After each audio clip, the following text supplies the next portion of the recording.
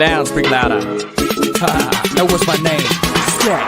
Eagerly leaving the scene to go and chase his dream. On a mission wishing ever since he was only 15. With sincerity, I'll never give in to the popularity. The clarity's a rarity when you're compared to me. Now where were we? Where were we? And I don't mean to be cocky, but I'm never doing this sloppy. And all that hating, it's not me. So I'm original, no copy. Can't copy my swag. I'm spitting liquid, twisting like my name was Mickey Fast. And I'm the 11th freshman on the cover, double XL. Did it get All right. Well, thanks for joining me, Jack. To my right here, I guess left, depending on how you're oriented to the screen. This is Jack. He is a paralegal, and he is joining me today to give me a lot more detail than I could ever possibly hope to give you guys over the USFL naming rights lawsuit.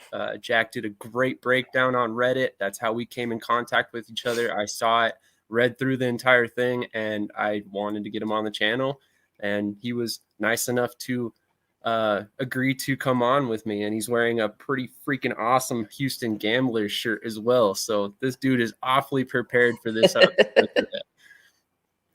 So Jack, how you doing today? I appreciate you coming on, man. I'm doing pretty well. Reddit Place is going on right now to date the video a little bit, and spent a lot of time yesterday making sure that Anarchy Chess had their little spot carved out on the board right next to Ireland. And yeah, just having a good time. It's my first really free Saturday in a while, so I'm going to enjoy just hanging out, just chilling, There just you having go. a good time.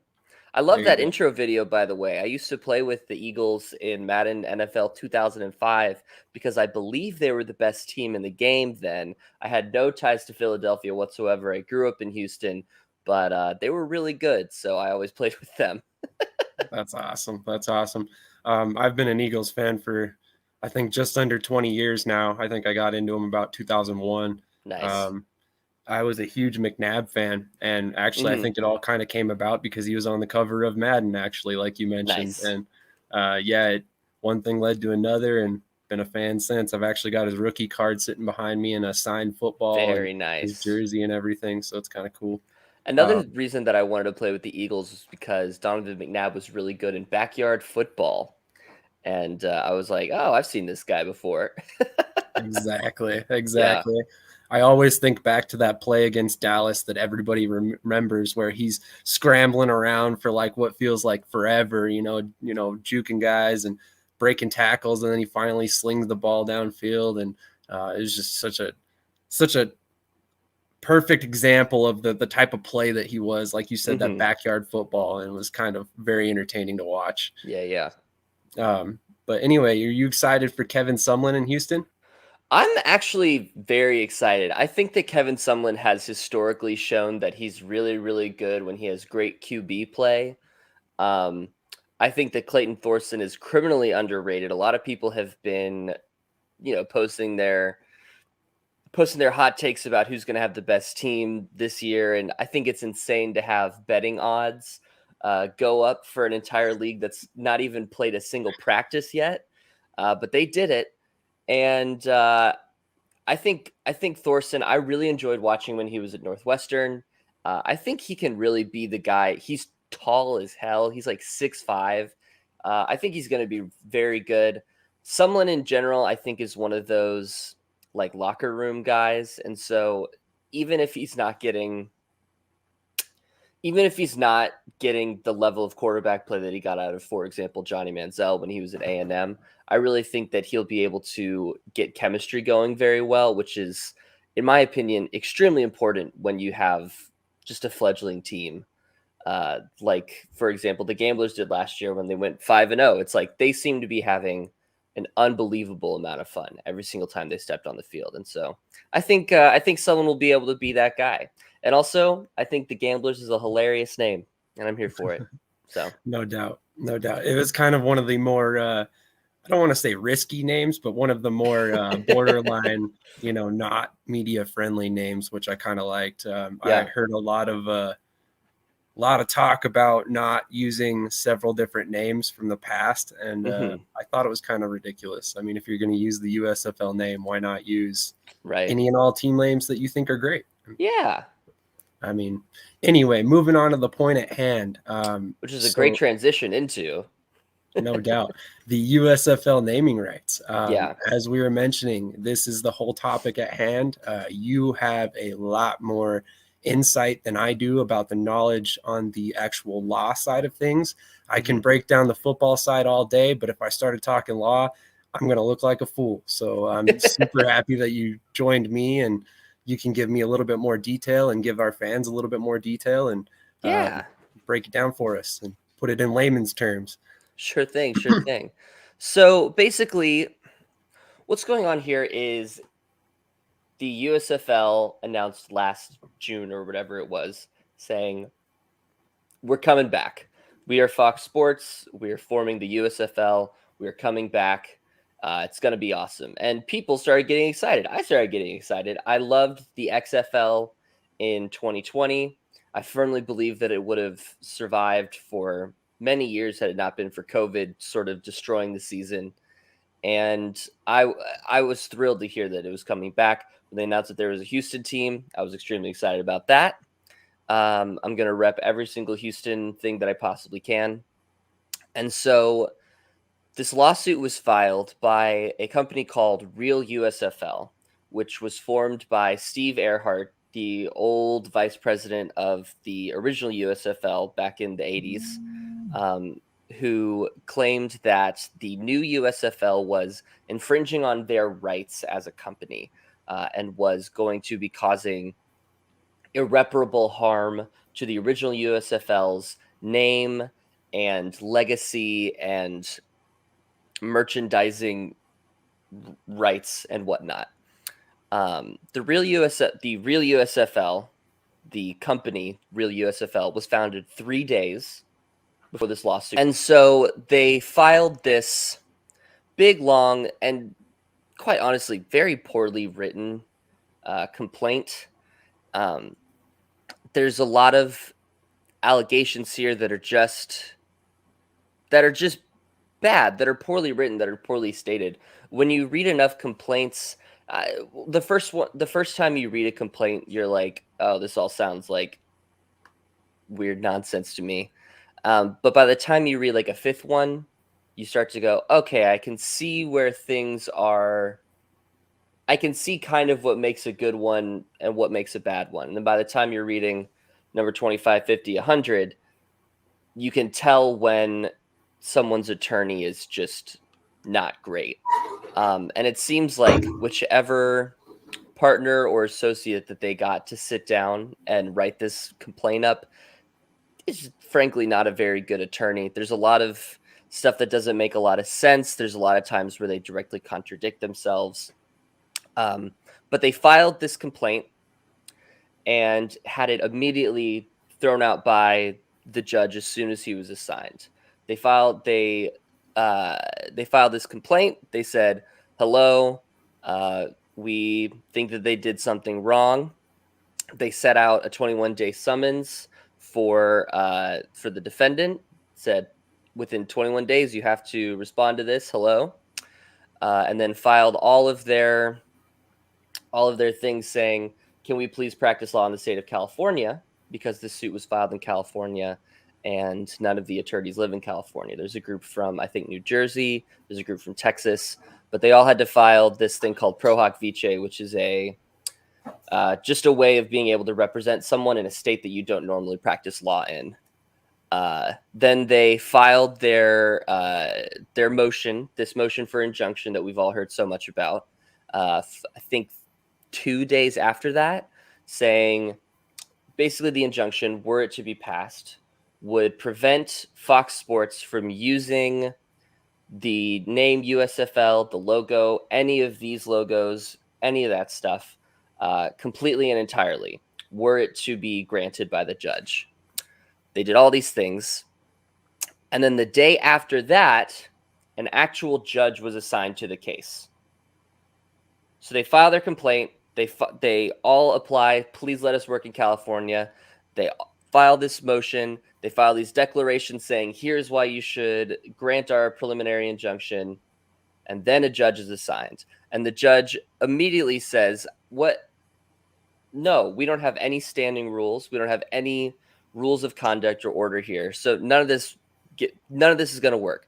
So he throws it out and he says, I want for the two of you, I want for the Real USFL and for Fox Sports, I want you guys to sit down and try to come to an understanding. Try to work this out between the two of you so you don't have to use any of my time in order to do it, which is a Rule 7.3 meet and confer conference that they have to have. So the two parties meet. It is a video conference that allegedly lasts about 30 minutes. Wow. And then they file with the judge saying, hey, we tried and it didn't work. So we're going to go ahead and keep going on with this injunction thing. The judge then files another order saying, 30 minutes is that, guys, that ain't shit. You didn't try very hard, clearly. So you're going to have an actual conference, really try to actually work this out. And then you can come back to me. If you don't have an actual conference, I'm just going to throw the whole thing out. I don't even care. So as he should, by the way. As he should. Get rid of the whole thing. I am not a lawyer, but throw it out. Okay. So they have their conference and have to then submit to the judge exactly what went right and what went wrong with their conference, where exactly they were differing on the issues at hand. I only read the declaration from Fox Sports because I figured that if I'm going to read anyone's side about it, it's going to be the attorneys that seem to know what they're doing, to be honest. You know what I mean? Like, it's not if you have two people that are arguing about something and one of them has no idea what they're talking about and one of them absolutely has an idea what they're talking about, you're not going to go to the guy that has no idea and be like, all right, tell me everything that happened. You know, like, that guy's dumb. He doesn't know what he's doing. So I read the declaration by David H. Bernstein, is the lead attorney here for the Spring League LLC, is technically who is the number one named defendant in this, because stupidly enough, the Fox Sports that was originally sued by the Real USFL is not a real company. It's not the company that operates FS1 or shows the World Series on TV. It is a completely different. It was a company that was defunct in 1999. Turns out you can't just sue someone called Fox Sports Incorporated and hope that is Daryl Johnston. It's different people entirely. So all this is running through the Spring League / USFL Enterprises LLC. So they filed their declaration saying, okay, this is what happened. Here's how everything went. They had their meeting. It didn't go right. We do need to continue on with everything that's going on here. And so the judge said, okay, it's now time for the preliminary injunction to be refiled. Give me 1 second. You're going to edit this, right? Yes. You're Cool, good. cool. You're good. Let me just make sure. We do have one person watching on Twitch, but I think Hey, one person watching on Twitch. I was not expecting that. I don't have any following on Twitch yet. So. Okay, yeah. So at that point then, on March 17th, the Real USFL refiled their motion for preliminary injunction. They set the motion for hearing on April 18th. They resent a summons to all of these different Fox corporations. I'm going to read out every single one of the Fox corporations that was named in this complaint. All right. Just to really give you an idea of the kind of shotgun method we have going on here by Real USFL. They are suing Fox Corporation, Fox Media LLC, Fox Sports 1 LLC, Fox Sports 2 LLC, Fox Sports Holdings LLC, Fox Sports Incorporated, Fox Sports Interactive Media LLC, Fox Sports Productions LLC, Fox Corps Holdings LLC, the Spring League LLC, USFL Enterprises LLC. Wow. So basically they're like, well, since we can't just get Fox Sports, we're just going to get every Fox name. Just getting every single thing that they possibly can. I guarantee you that there are several of those people that received a summons. They're like, what the hell is this, guys? What am I supposed to do with this? So reissued the summons, Wow. and they swapped around attorneys a bit for the defendants. They switched some dudes out. So of course there are a ton of notices of appearance or withdrawal of counsel, and so they do all this stuff, and that's a ton of stuff on the docket here. There's a bunch of declarations from these guys going against the thing, which all more or less say the same thing. And so the most recent thing that we have going is that on March 28th, 2022, there was a memo in opposition to the notice of motion and motion for preliminary injunction. This is coming from Fox Sports saying, here's exactly why you should not grant this motion. This is our case as to why exactly nothing should be going on, why we're okay, why we've done nothing illegal. Here it is. There was also an order then handed down by the judge on the same day to extend the time to respond to the amended complaint. They now, instead of having to respond to it within 21 days of being issued their summons, of being served, and of being served the complaint, they now get to respond to the complaint, file their official response 14 days after the ruling on the injunction, which is still, days away, which is still about 2 weeks away on April 18th. So yeah, and then the most recent order technically is saying that Fox Sports did not deliver courtesy copies of all of their stuff to the judge, to the courtroom, which is just they didn't print it out in the right way and then hand it to someone physically in person, which is always very silly to me. So yeah, so that's the basic timeline. That's where we're at right now in terms of what's going on with the lawsuit. Gotcha. Yeah. I mean, after reading your whole breakdown, like I said, on Reddit to begin with, I was actually kind of shocked to see how Bush League this lawsuit really seems to be. I mean, there was misspellings that you pointed out. There was they misspelled Jim Kelly's name. They said there are legends from the USFL who went to the NFL. For example, Jim Kelly, comma, and then listed other people. And Jim Kelly, their first example of a USFL legend, they spelled his name wrong. Yep. What are we doing here, guys? It's embarrassing. Like, it's honestly embarrassing. It really is. I feel embarrassed for them, and I don't even like them. I'm not even on their side. So, yeah, it's dumb. It's a whole dumb thing. I agree. The whole thing, it seems like a money grab to me. I mean, I'm sure if you looked into the past of the whole situation, the naming rights actually changed hands a couple times before they ever got in the hands of the Spring League. Mm-hmm. I forget the name off the top of my head for the first group that actually acquired the rights. The second one, I think, was the A11 Football League. And they, in turn, as far as I understand, transferred those rights to the Spring League. So technically, legally speaking, if I'm correct, the USFL or the Spring League actually has the legal naming rights, correct? Yeah. So the way that it works is let's say you were to found a football team called the Sam Shadys, and you file with the USPTO and you say, hello, this is our trademark, this is our name, this is our logo, we do this stuff. And you are granted those marks by the U.S. Patent and Trademark Office.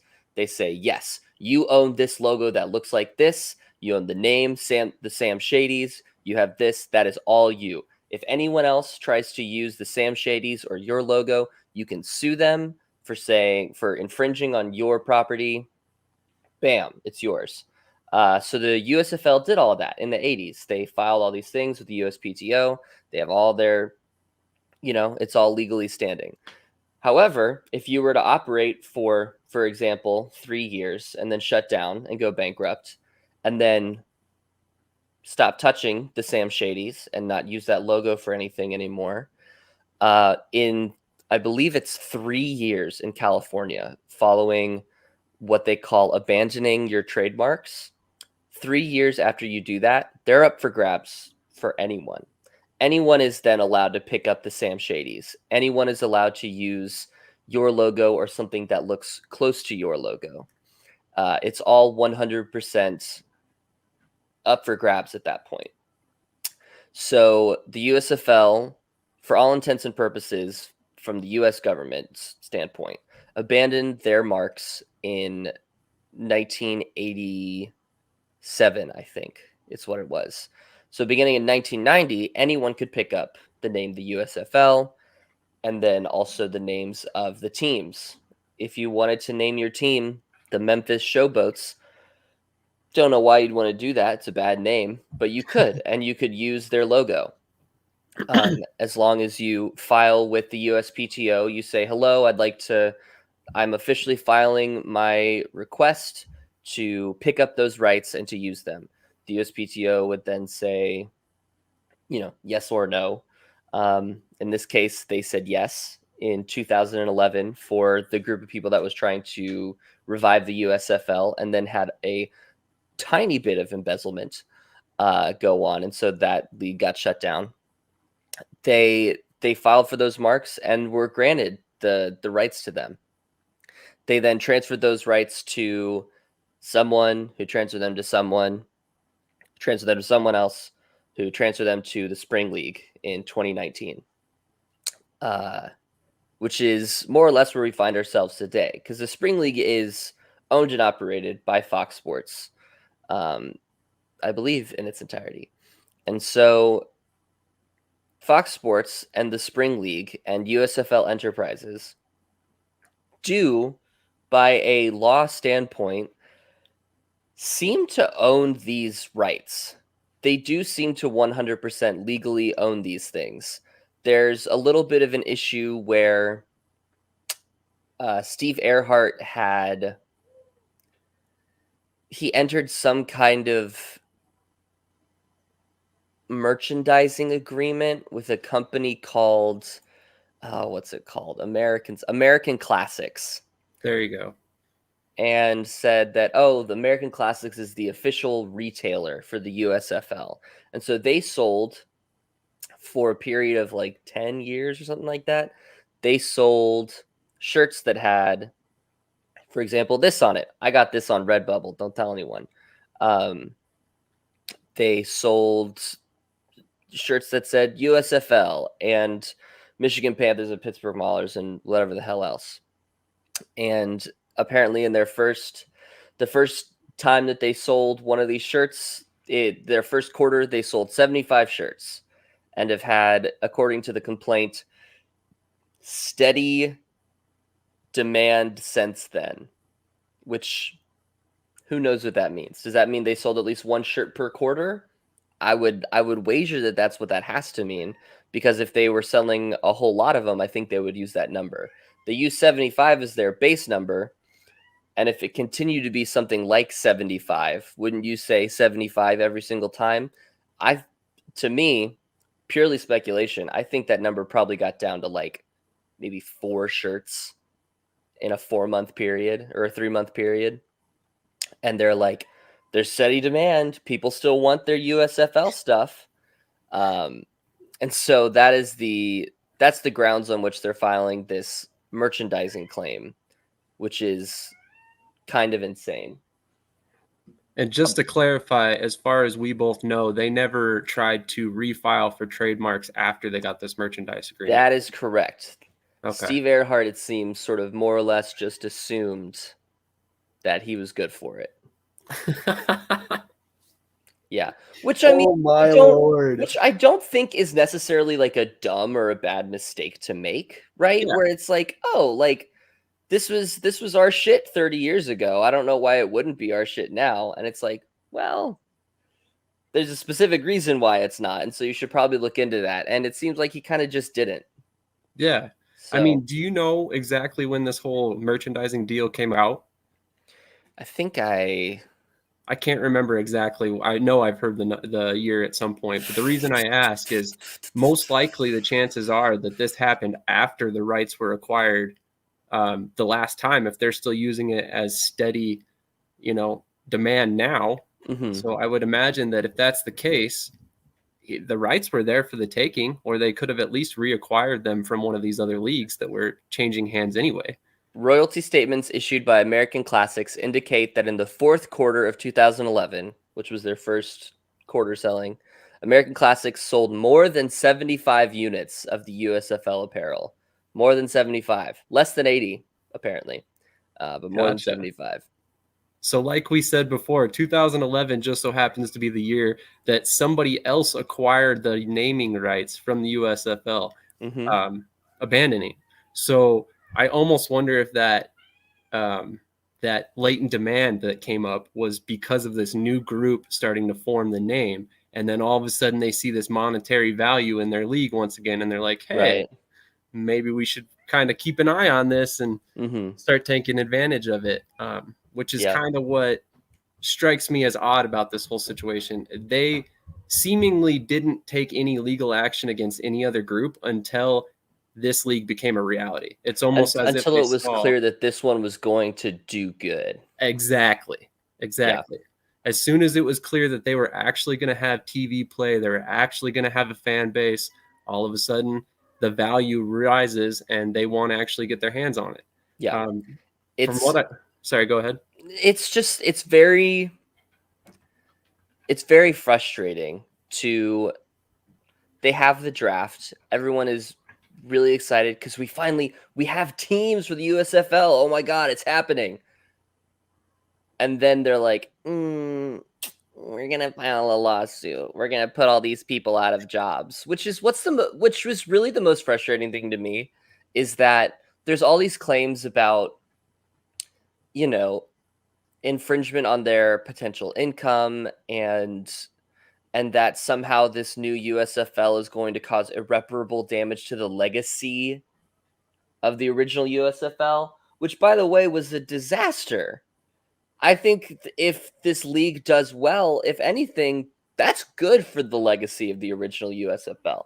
I think people see the XFL in a far more positive light following the 2020 season, because the USFL from the early 2000s, that one season that they played, people talk shit about that for years. Just like, oh, that was a disaster. Instead of having a coin flip to decide who gets the ball first, we're going to put the ball 10 yards away and two dudes are going to scrap over it. Like, people made fun of that for forever. And it was a disaster. Having your league fold because Donald Trump is the decision maker and then says, hey guys, we're going to try to compete with the NFL in the fall. We think we could do it. And then you fail miserably. Like, yeah, you did a bad job at business. You have tarnished your own legacy. If this USFL, the new USFL, shows up and then kind of kill it, it's like, I think that'll do more for the legacy of your old league than anything will. Because if the concern is that they're confusing the original owners with the USFL with the current owners, I think the original owners could really stand for some good fucking PR right now, because this is, I mean, it's bad. Like, the original USFL, it was a failure. By all intents and purposes, it was a failure. So, I don't know. Get over yourselves. I agree. second. Honestly. 1 second. Okay, you're good.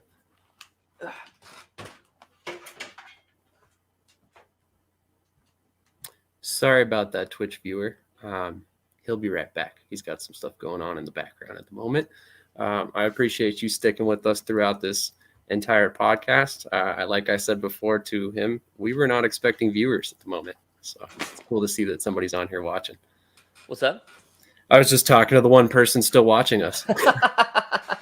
Figured I'd throw him a thank you for watching the stream, considering I didn't expect anybody to join this early. Yeah. But anyway, I was going to say that you said it best when you said the USFL originally was a disaster. I mean, they tried to take on the NFL head on and lost flat out. And because of that, their league fell apart.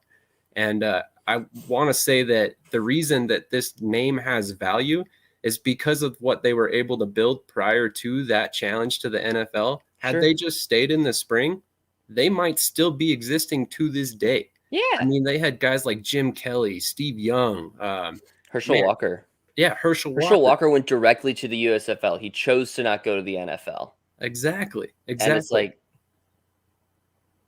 all right. You know, like it had legs as a league. 100%. In fact, I believe it's the only league that's directly competed with the NFL for talent like that. Yeah. I mean, it seems like the NFL's been on top for so long that it's almost not ever going to happen at this point. The salary gap is just way too large at this point. But it definitely, it's sad to see. I almost think that this is a situation where they spoke with Brian Woods and they realized that there was never going to be the realistic possibility of a partnership. And so they decided, well, if we can't join them, we're going to fight them. Yeah. And ultimately, I think they're going to end up losing, and this is going to end up being a non-factor long term. I agree. But it's sad to see, like you said. I mean, why target them now when they're actually bringing more value back to your name? Yeah. You easily could have just let them survive and then, found a way to partner up later down the line, or, buy your way into a couple teams or something when they start franchising or something. Mm-hmm. There was other ways to go about this for sure. Definitely. And I hadn't even considered the idea of like franchising a team. Like, I think that would have been a great idea. But it's just, it seems to be, this lawsuit is like a vanity project for people who have seen the success of others slip away from them personally. And so they're trying to file this frivolous, trivial garbage to put a lot of people out of work, because it's not just the guys on the teams and it's not just the coaching staffs. It's all the people that are going to be working game days in Birmingham. It's all the people that work for Fox Sports that are going to be, busier and more employed and doing more contract work during the spring for all of these games. It's the city of Birmingham itself, which is going to see a huge uptick in tourism over the next several months because of people coming to visit their city. Why else would you go to Birmingham? My grandma lives 2 hours away and I've never been, there's no reason to go to Birmingham, if we're being honest, unless you go to UAB. Shout out Blazers. And so it's this weird, bad vanity project for a dude who prides himself on winning $3 from the NFL. It's just exceptionally unfair to the people who are participating in the league, who are directly employed by the league, and guys like us who just want to hang out and watch football. When the XFL was going on, we watched every single game, both days, every weekend. Yep. We sat in our living room, we had people over, and we would just hang out, and it was a great time. And I'm very excited to do that again for this new league. I have stickers that I actually bought for all my friends. I made them all choose a team, and I've purchased stickers for everyone. And I'm going to hand them out when we all hang out and we watch the first game together, when we watch the kickoff game. We've all purchased shirts for this thing. We're very, very excited for the USFL to come back and to hang out and just be friends and watch spring football together. And because some dude is personally offended that his shit failed 40 years ago, there's a possibility that none of that gets to happen. Yeah, exactly. And that sucks. I agree. And the timing of everything is so odd too. Like you said, it's literally the day after opening weekend is when that injunction hits, right? Yep. Yeah, the 18th, and they kick off the 16th, the first game, and then the 17th. That's when the hearing is currently scheduled. That might get rescheduled. Things change all the time. The law is an extremely slow process. There's a good chance that the hearing for that motion gets pushed, and I think an even better chance that it is just flat denied in the first place. In which case, I mean, the preliminary injunction is to stop the USFL from using any of the names, from using Gamblers or Maulers or Stars or Generals or whatever, and to stop using the name the USFL. So I don't think that that's going to be granted. And so at that point, the lawsuit will continue from that point. Until it is dismissed, the lawsuit will continue until the judge says, we have reached a reasonable conclusion for this. Everyone go home. Stop billing. Stop working on this. We're done. It's going to keep going. And who knows how long that's going to be after this motion is denied. It might, I don't know if we're going to get into discovery where it's like, all right, time to start sending each other things. I don't know if there's going to be depositions. I doubt there will be depositions. I don't know who you would depose or why. So yeah, when this motion gets denied, the season, unless something horrible happens, will more or less proceed as per. And we'll have a first season of the USFL, and then probably at some point in the offseason, this lawsuit will be quietly dismissed, and the USFL will see if they have enough money for season 2. Definitely sounds like it could be no more than just a bump in the road, which is ironic given all the play that this has gotten since it all started. Obviously, I already made a video about it, and here we are talking about it again. Right. But something we didn't get a chance to talk about off camera is, what do you make of the lawsuit that the Carolina Panthers have filed against the Michigan Panthers?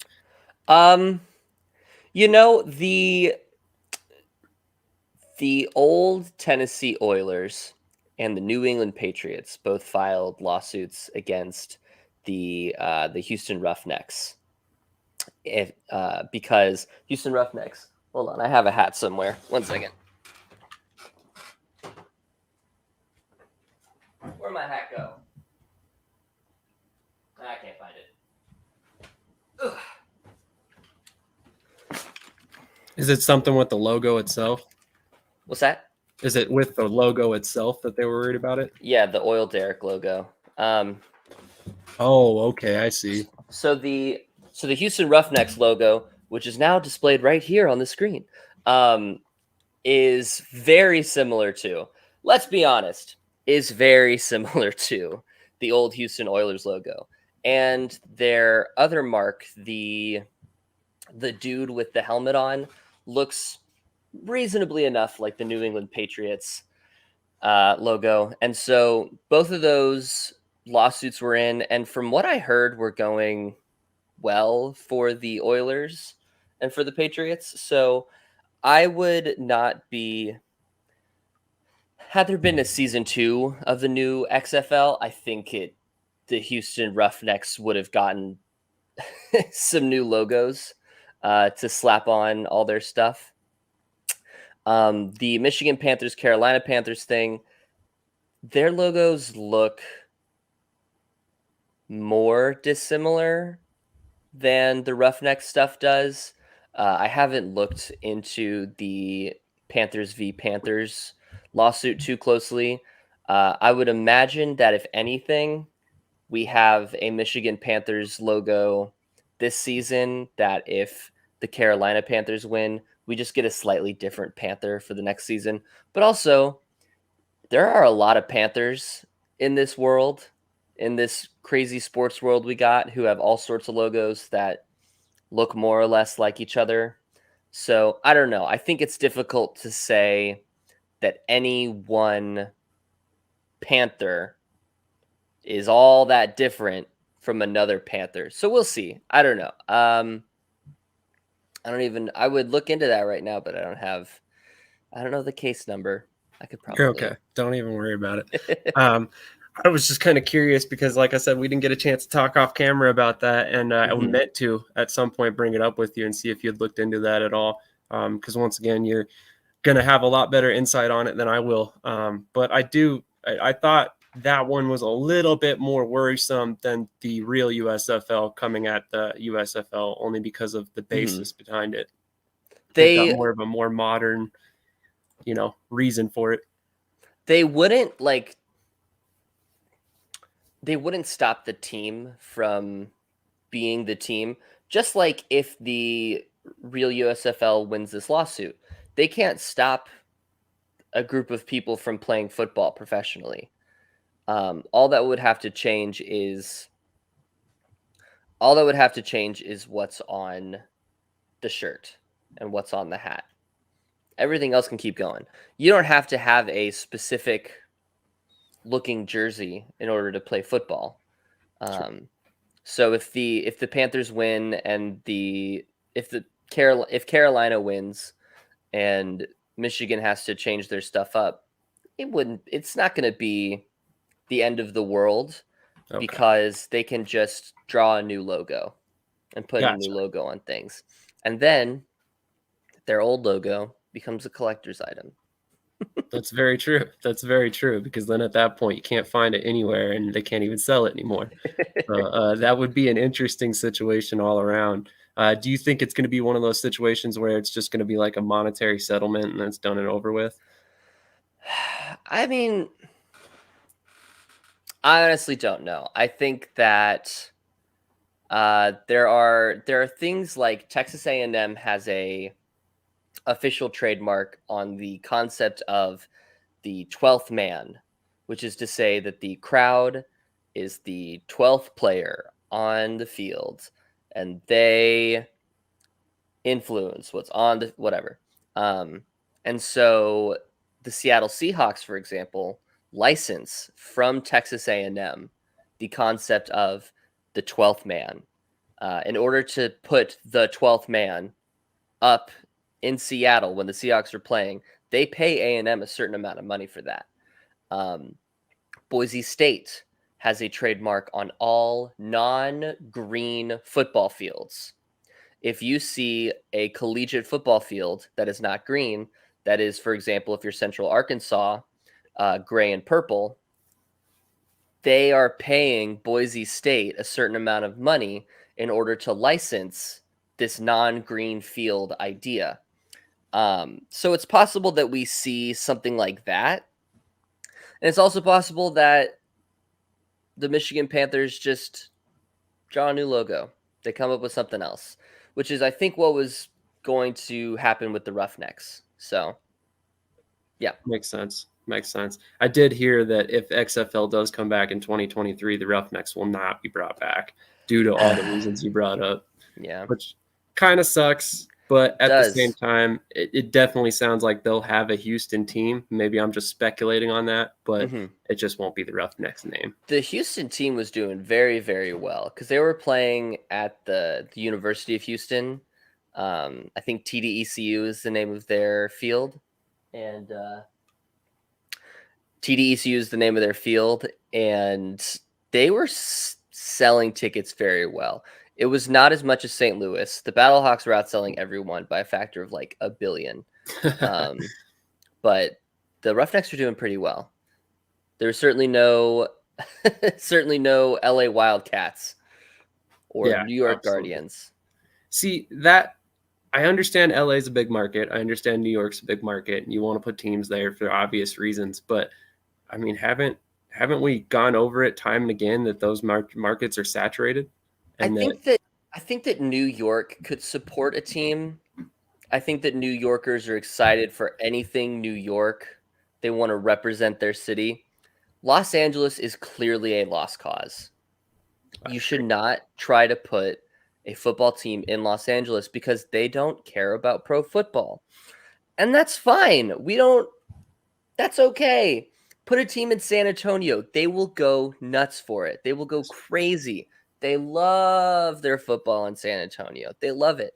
Every single year, the Alamo Dome gets sold out for the Alamo Bowl. Even if teams that are nowhere near San Antonio are playing in it, because they love football. Put a team in San Antonio. And also, even outside of football, fuck Los Angeles. That was hilarious. Yeah, I mean, I'm not gonna lie, you're hitting the nail on the head with San Antonio. I mean, we saw the Saints play there during Katrina, and they sold out all 4 games, if I'm not mistaken. Mm-hmm. We've heard people say, well, I've heard people say, it's probably not out there anywhere right now, but that Denver, should they have issues with their stadium getting repaired from the fire damage, that they should go to San Antonio and play some games. Yeah, why not? To start the season, which I wouldn't hurt my feelings. I mean, I'm born and raised in Denver. I live in Denver now. But at the same time, if it's a situation where we can't play in our home stadium and another stadium is open in arms for us, yeah, go play for them. Bring some fucking money down to them, to their city, and support them. But on the note that you said, yeah, LA is a saturated market, and they don't deserve another team. If you're going to put a team in California, why not San Diego, where they already have Qualcomm that's still there, and it's just rotting away as far as I know. I mean, San Diego was hurt when they lost the Chargers. Tap that fan base, or several other fan bases that do not have a team anymore. There's so many that have watched teams go away and never come back, and Oakland is hurting for a team right now. Exactly.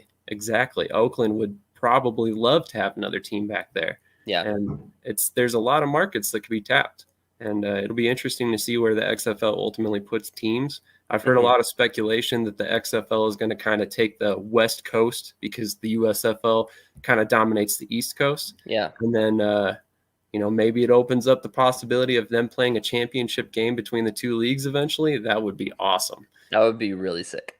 But it'll be interesting to see. Obviously, we saw all the news about the XFL potentially merging with the CFL and having something there, but the 2 games are so far apart. Canadian football is a different monster entirely. Yeah.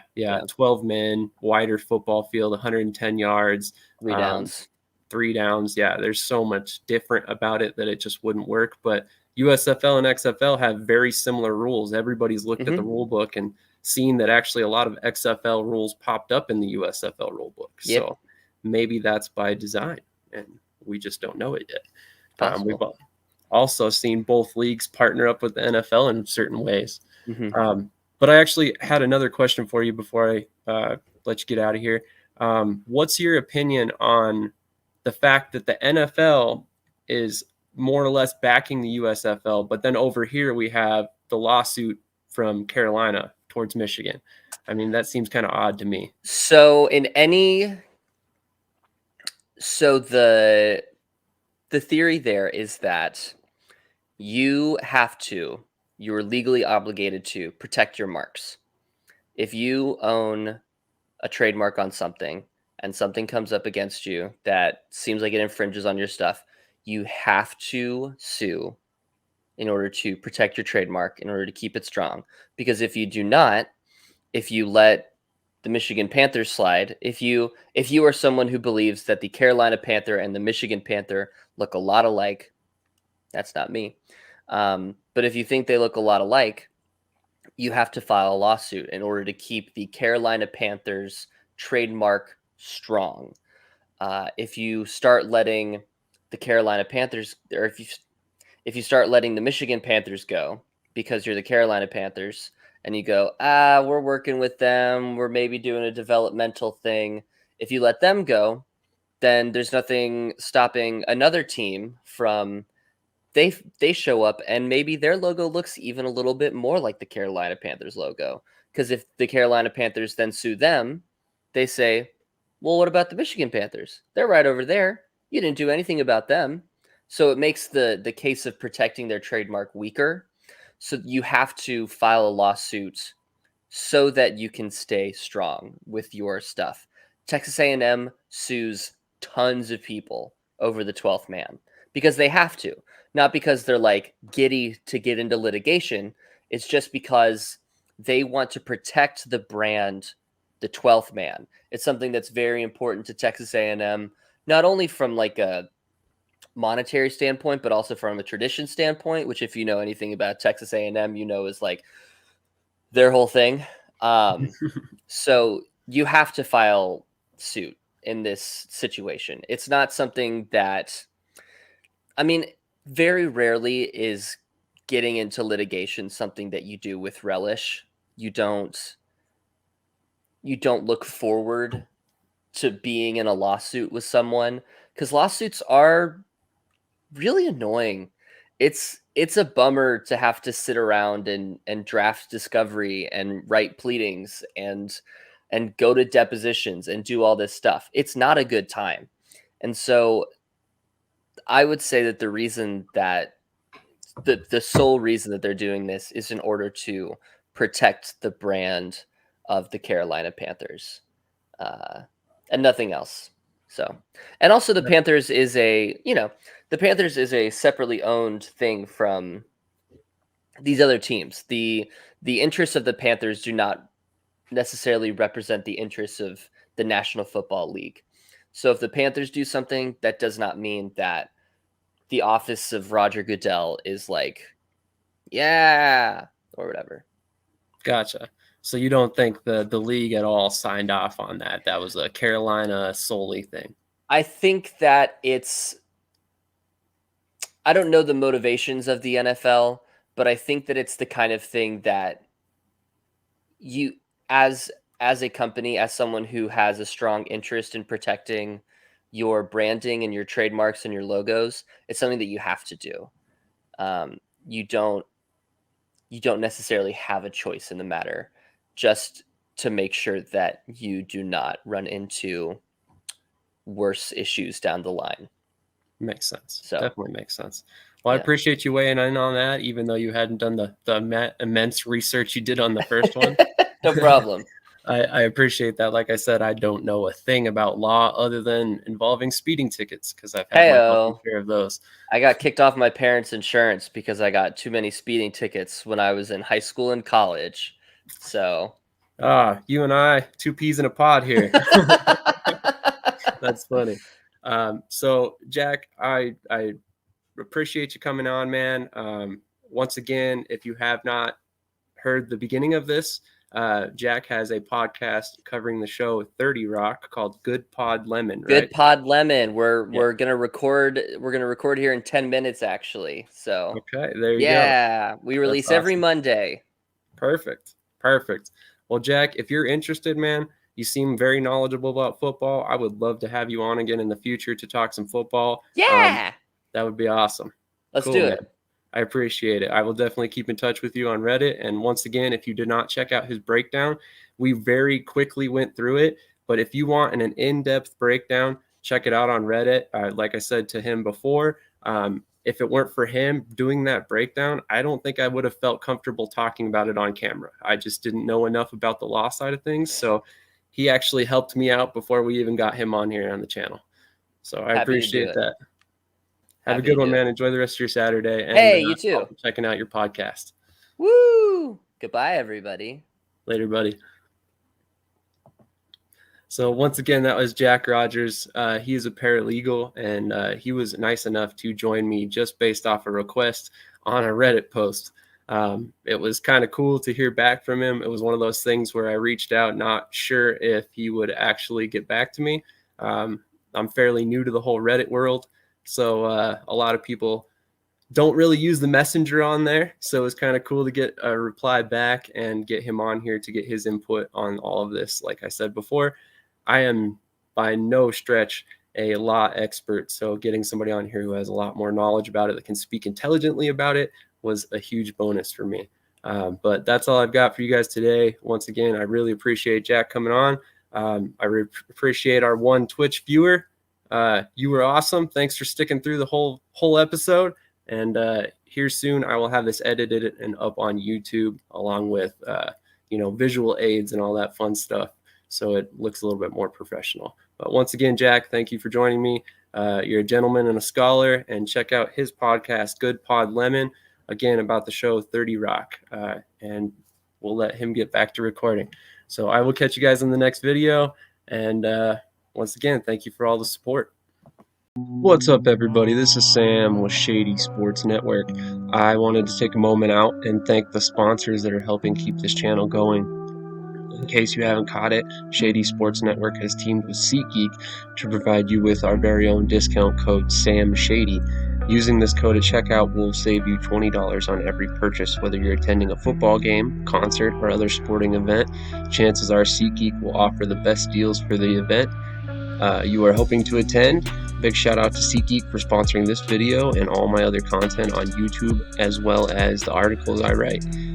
Companies like this are helping channels like mine grow and continue to progress as content creators, in turn helping you bring more consistent and better content. So please go check out SeatGeek today, and remember to use my code SamShady at checkout to save $20. Also helping sponsor channel is eBay Sports. eBay Sports is your one-stop shop for all things sports. Whether you're after trophies, collectibles, apparel, or more, it's sports related. Go check out my special link in the description below to help support Shady Sports Network in our quest to continue growing and providing you with more sports coverage and better quality content in the future. Amazon Music is yet another partner of Shady Sports Network. I personally have been using Amazon Music for several years due to the fact that it does not require you to have solid service to listen to the music that you want to listen to. This was particularly useful in my past career where I was working inside a warehouse 12 to 16 hours a day, depending on the day. This kept me sane for many years because I was able to listen to the music that I wanted to without interruption in a place that was otherwise very, very boring if I didn't have the music. So once again, click on my link below in the description to join Amazon Music and find all the benefits that you can find on that app in particular.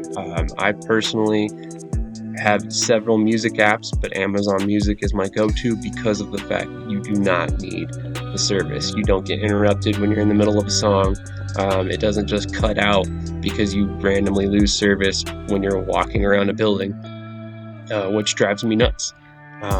But on to our last sponsor of the day, and this is less a sponsor, more an app I just support and happens to provide cash back to those who support it. Get Upside is an app that I have been touting for a while because it will quite literally pay you cash back to purchase gas at participating gas stations. The app is extremely user-friendly and points you to the nearest deal and lists out several so you can find the most cash back. This app is great for those who travel often, but still useful for those city drivers who don't drive too far from home, because at the end of the day, it's cumulative. So you can't actually take cash back until you hit $10 without taking a fee, but you add up $10 so fast it's not even funny. I think you basically build up $10 off like 2 or 3 fill-ups, and you take that cash and immediately goes in your account within 2 to 3 days typically, and there are no catches, none whatsoever. There's no reason why you shouldn't be using this app at this point in time. It saves you money, puts money back in your pocket.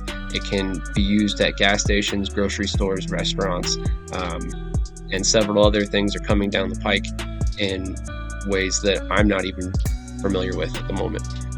You can use my code SAM363682 to help support Shady Sports Network today and earn yourself some extra cash back on your first purchase. This is one of those things where if you use this app and you use my code, for every gallon of gas you purchase, you're actually going to be continuing to support the channel.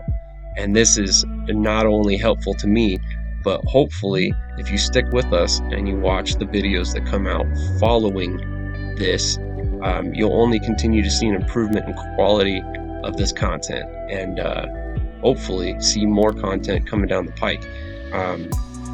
Unfortunately, at this particular point, this is not a full-time position for me, But as this starts to grow and gain an audience, I'm looking to transition this into a bigger part of my life. I would love to have you guys on board. So do me a favor, check out these 4 sponsors that are doing everything they can to help keep Shady Sports Network afloat and keeping us produce content for you guys in the future. Again, check out Get Upside, Amazon Music, eBay Sports, and SeatGeek today to help support Shady Sports Network. Now, back to the content.